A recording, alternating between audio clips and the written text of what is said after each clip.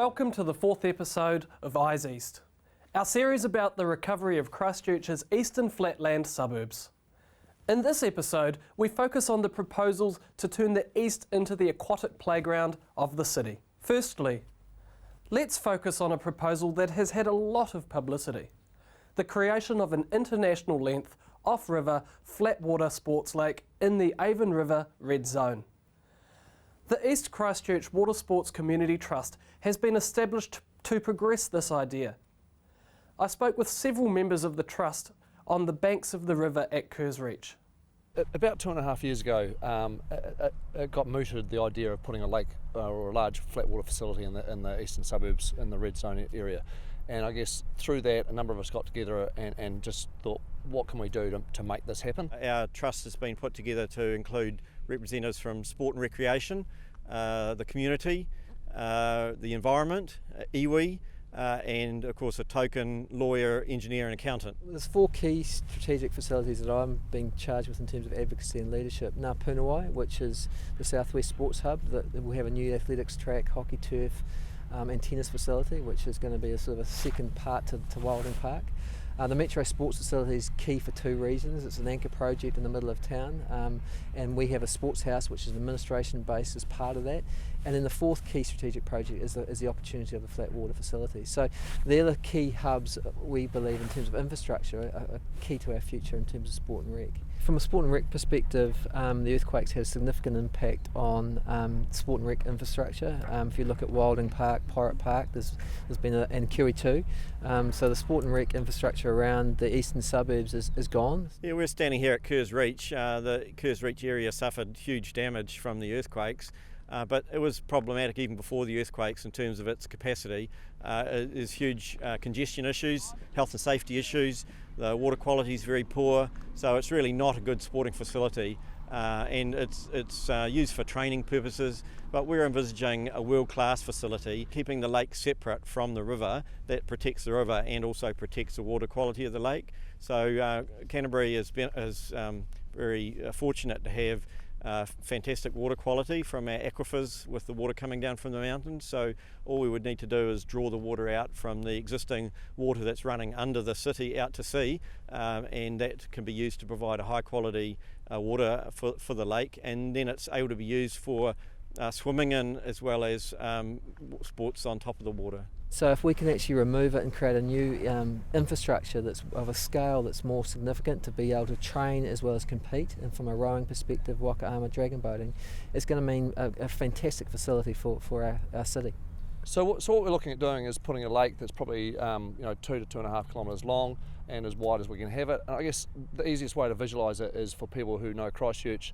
If you look at Pegasus Bay, what they've done there with a small lake facility and nice beaches is doing that on a far larger scale. So have a flatwater environment that is large enough for optimists, stand-up paddleboarding, wakarama, kayaking, general swimming, recreational, but also just for families to enjoy. We'd like to think it's of a scale that's significant to cater for rowing events. So we're looking at sort of 2.2 kilometres long with a sort of 165 metre width. So it's a significant piece of water.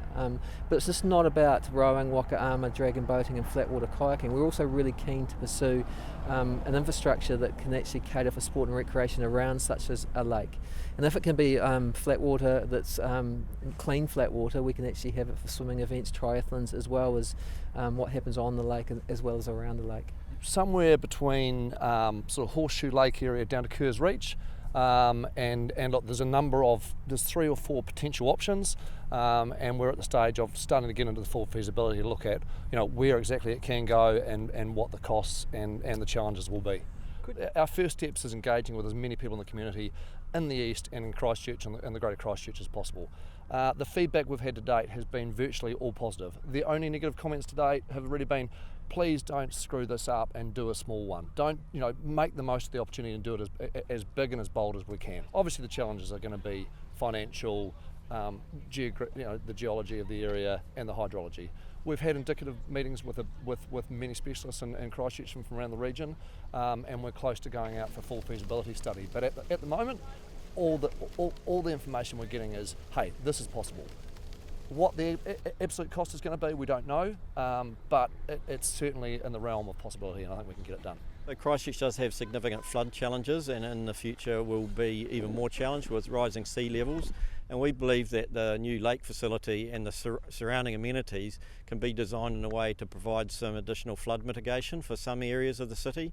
I think it will make a huge positive impact in terms of the health and well-being of our community. From a sport and rec perspective, we've been through so much as a city, and we think there's a huge value of sport and rec in terms of recovery, mental health as well as physical health for our residents. Over the last couple of years, we've talked to a number of organisations and groups who are looking at doing things that are going to be beneficial to the area, and it ties in nicely.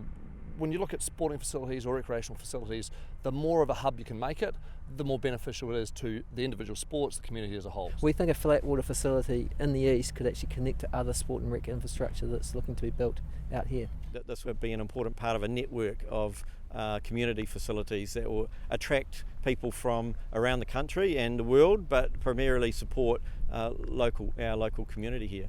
Another key element in terms of the opportunity of a lake of this scale is having cycling infrastructure, walking infrastructure to connect the eastern suburbs to the city through active transport, which is another positive benefit we see. I can imagine a time when kids after school are biking down here and participating in sport, and I think there's huge benefits to the next generation. Now, where is our next Lisa Carrington coming from, our next Mahi Drysdale? They're probably in our schools right now, but they don't have the facilities to train, to learn those sports and to reach their potential. As a trust, we're keen to get as many people involved as possible, so we will continue to engage in the community. Look, anybody who's watching this who thinks they've got a skill set that they can add to this, then please come and touch base with us. We'd love to get as many people involved as possible. After the earthquake, we've got a city that people go, we've still got the mountains, we've still got the Port Hills. The east is the area for decades that people have come out and enjoyed the beach and the water environment out here. Here's a chance to add something to Christchurch that didn't exist before. What an amazing opportunity to turn East Christchurch into the aquatic playground of the city. Coming up, we explore further ideas that would complement a Flatwater sports lake, like a whitewater course, cable wakeboard facility and a surf park. Exciting stuff, so stay tuned.